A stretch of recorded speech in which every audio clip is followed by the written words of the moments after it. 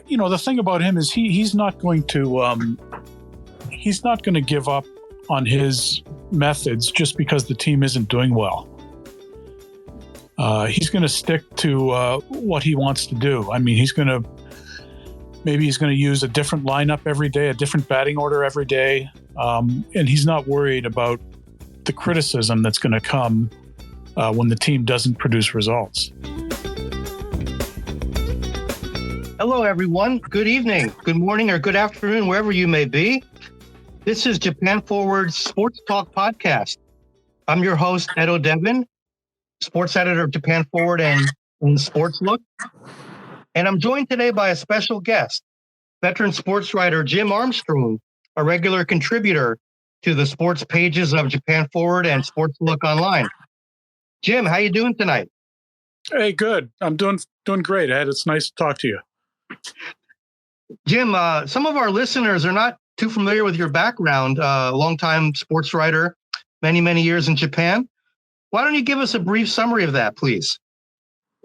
Okay, well, I started doing this well over 20 years ago, and I've worked for various companies during that time, including the Associated Press and Kyoto News. And I've covered a variety of sports over the years: baseball, tennis, golf, soccer, sumo, whatever you name it, I've covered it.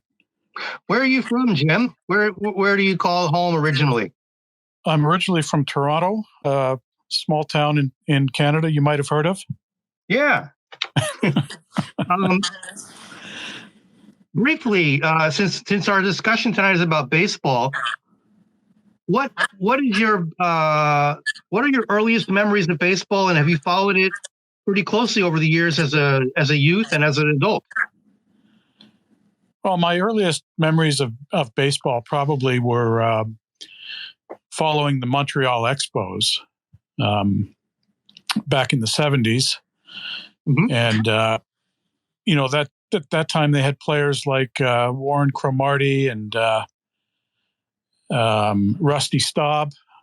That was my earliest memories of baseball. And then in Toronto, we got our own team in 77, and I became a huge Blue Jays fan. And I've always been in love with the game and enjoy watching it and covering it thoroughly. Okay. So one of the reasons we're doing this podcast Twitter space tonight is because you've been on assignment in recent days gathering material for some baseball stories for Japan Forward and Sports Look. Tell our listeners what you've been up to and what are your general plans with some Nippon professional baseball stories. Yeah, that's right, Ed. I just got back from 2 days in Sapporo, where I was covering Tsuyoshi Shinjo and the Nippon-ham Fighters. Just sort of having a look at Shinjo and how he's getting along with the new team. And he's, the club raised a lot of eyebrows when they hired him because he's got no experience. And his methods are very unconventional. So I wanted to go up there and have a look and see how he's getting along and how the players are reacting to him, how the fans are reacting to him, that sort of thing. And it was quite interesting. And I'm working on a story about him and some of the Nippon-ham players. So a couple of stories are in the works for this coming week, right? That's right. Yep. I'm also going to do a story on Kotaro Kiyomiya. He's a young kid who plays for Nippon-ham. He hit 111 home runs over 3 years in high school. That was a new record. And so he's got a lot of potential, and they're hoping for big things from him. They had Sho Nakata last year, but he had a problem when he was he was accused of bullying one of his teammates. They shipped him off to Yomiuri, and now this kid, Kiyomiya, is sort of the future number 4 batter for them.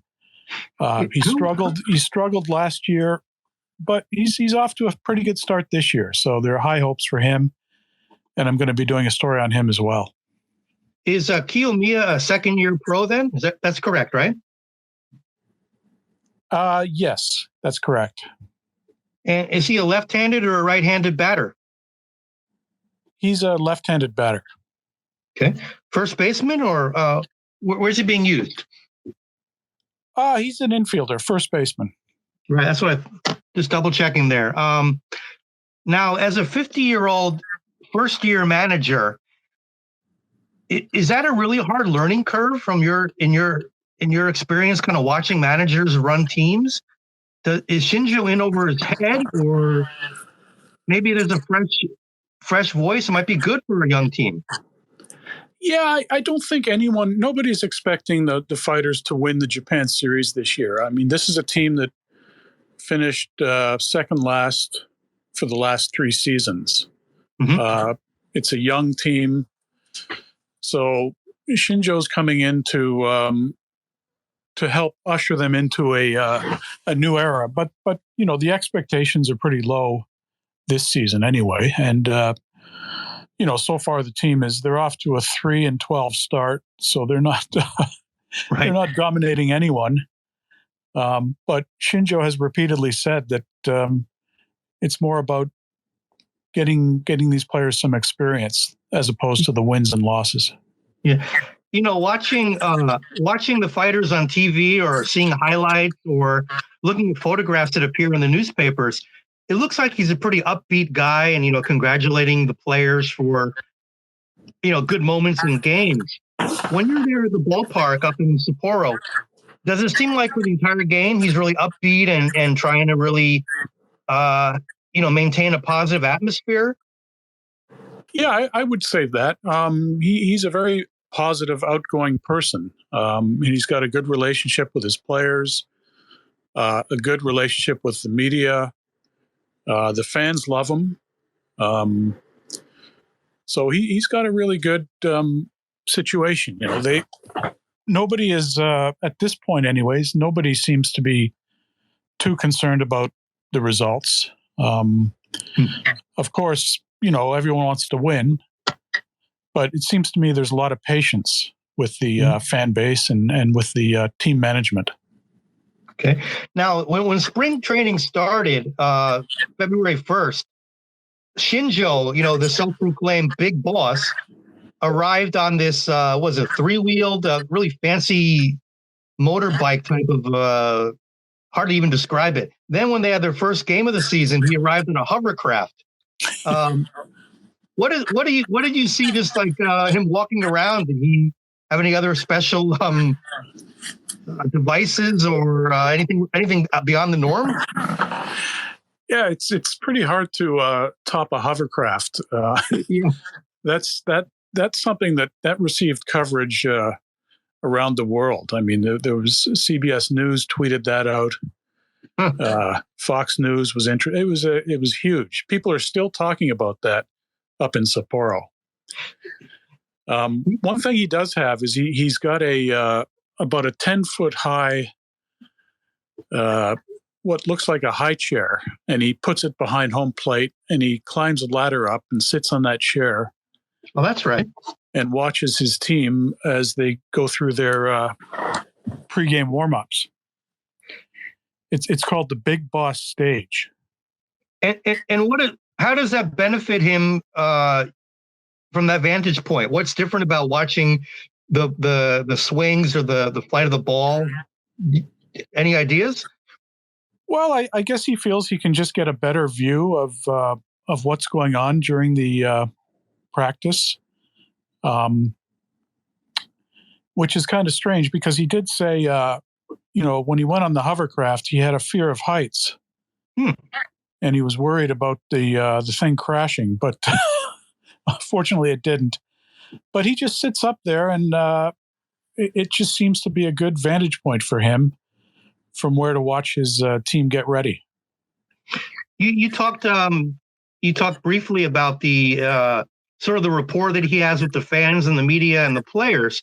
How does he seem to be getting along with the other fighters' coaches on his staff? Yeah, I would say that the whole atmosphere seems pretty positive. He's one of these guys who can seemingly get along with everyone.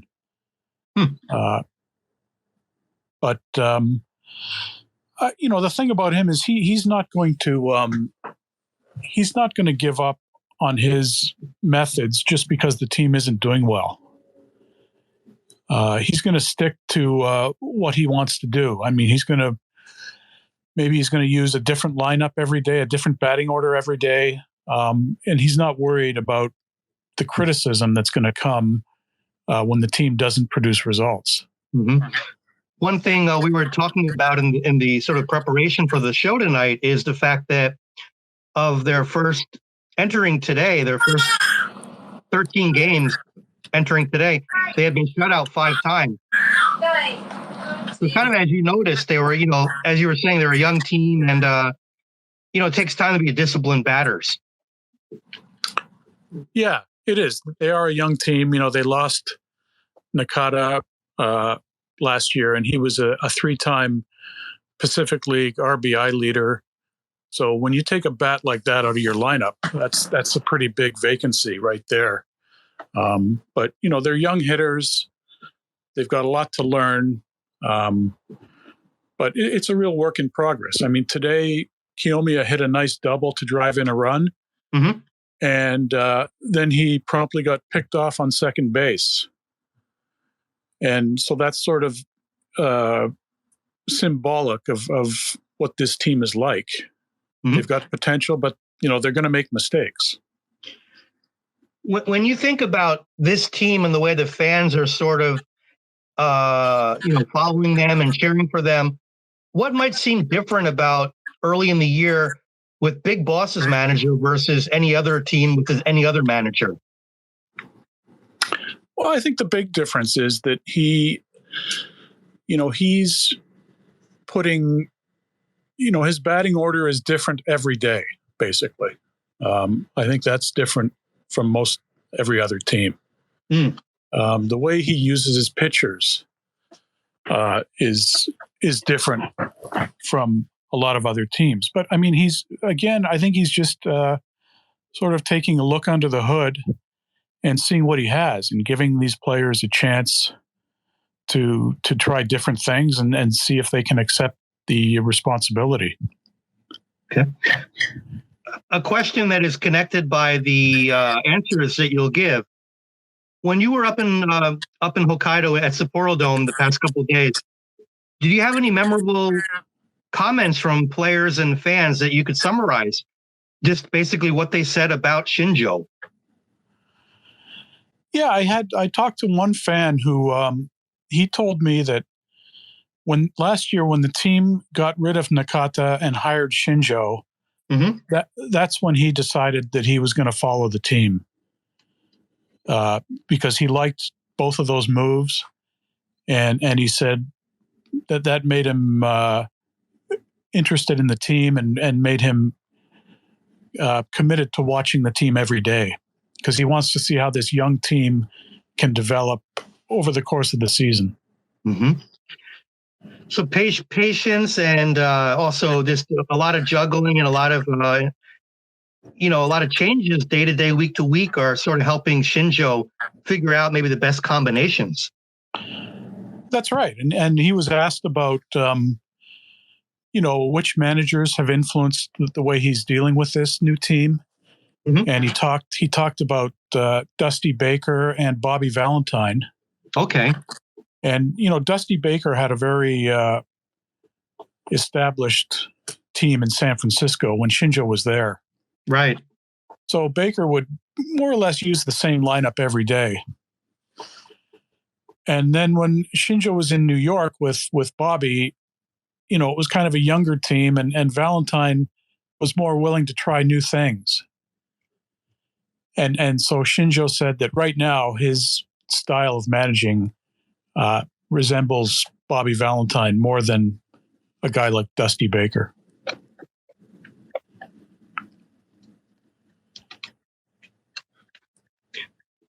It's all about how you deal with a young team that mm-hmm. has yet to mature. This is not a team of stars, that's for sure. Does he seem to do more individual communicating or more like a big group, like trying to coach them one-on-one, or how do you kind of see him handling the way he works with the players?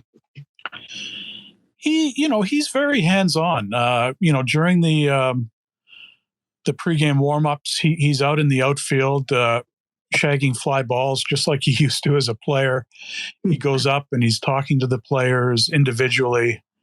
So I get the impression it's a very casual, relaxed atmosphere on that team. To me, it's I can't think of another manager off the top of my head who would be shagging fly balls or being in the outfield during drills. I actually think Shinjo wants to pick up a bat and start playing again, but the management probably won't let him. Well, at age 50, he would be the oldest player in the league. That's for sure. Yeah, and he looks like he could play. I mean, he's fit. He hasn't put on any weight. He looks good. He probably could take a few hacks up there. So, as a general point, what was enjoyable and most interesting about following the fighters up in Hokkaido for a couple of days without the day-to-day pressure of big deadlines, but more as a kind of magazine style or more feature-driven coverage? Well, it was great for me. I mean, this was the first time I had gone out to a ballpark probably in over 2 years because of COVID. So it was nice to get out back to the park, and I got to see some sports writers I haven't seen in years. There still are quite a few restrictions. The media is not allowed on the field. So we actually had to stand in the stands, and the players would come over and talk to us through the net. Right. But it was great to get out and get to the ballpark and catch up with what I think is one of the most interesting stories in Japanese baseball this year. Did you get a chance to gather any comments from anybody on the Rakuten Eagles about Shinjo this year, or people from other teams around the league? Yeah, unfortunately, I didn't get to talk to the Rakuten players. Again, it's very hard to talk to the players. Mm-hmm. But, there have been people in Japanese baseball have been commenting on Shinjo. There's been some criticism from sort of the old guard of Japanese baseball. Hiromitsu Ochiai, former Chunichi Dragons manager, Sure. was quite critical of Shinjo when he went on NHK, making comments that he didn't understand what Shinjo was trying to do. So I think there are going to be people around Japanese baseball who sort of look at Shinjo and don't really take him seriously because of all the off-field things that he does. But my impression when I went up there was, he's taking this job very seriously. And he's not just about publicity stunts and so on. He's a serious manager.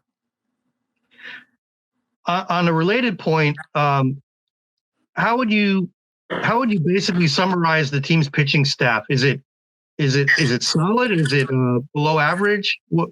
What can we expect from the Fighters pitching this year? I mean, they basically have two really bona fide starters, but it's not a deep pitching staff by any means.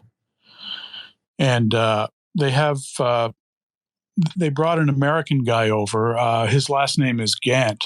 I can't recall his first name right now. For some reason, he hasn't pitched this year. There's rumors that he may be injured. The team is not commenting on his status. But having his arm in the rotation would be a huge bonus. And I think if he gets healthy and he can take a regular spot in the rotation, that'll be a huge help for Shinjo. Yeah. I think this year is an interesting test for the team in building for the future and also building for the momentum with their new ballpark that opens up next year. Yes, that's right. I think that's next year is going to be a huge year for them. I got to see the new ballpark. We drove by it. Well, actually, I was on the train, and you go by it when you're riding in on the train from the airport, and it looks beautiful. It's a retractable roof, similar to Safeco Field in Seattle, or the several other ballparks in the major leagues that have retractable roofs. And so it'll be nice. I mean, the people will be able to see the team outdoors the way it's meant to be. Okay. Jim, one final question for you tonight. What is the first word that comes to mind to describe Tsuyoshi Shinjo? Flamboyant. Okay. I think that's a good answer. And I want to thank you for joining me on the podcast tonight. Okay, Ed, it was great talking to you, and I look forward to writing more about Shinjo and the fighters.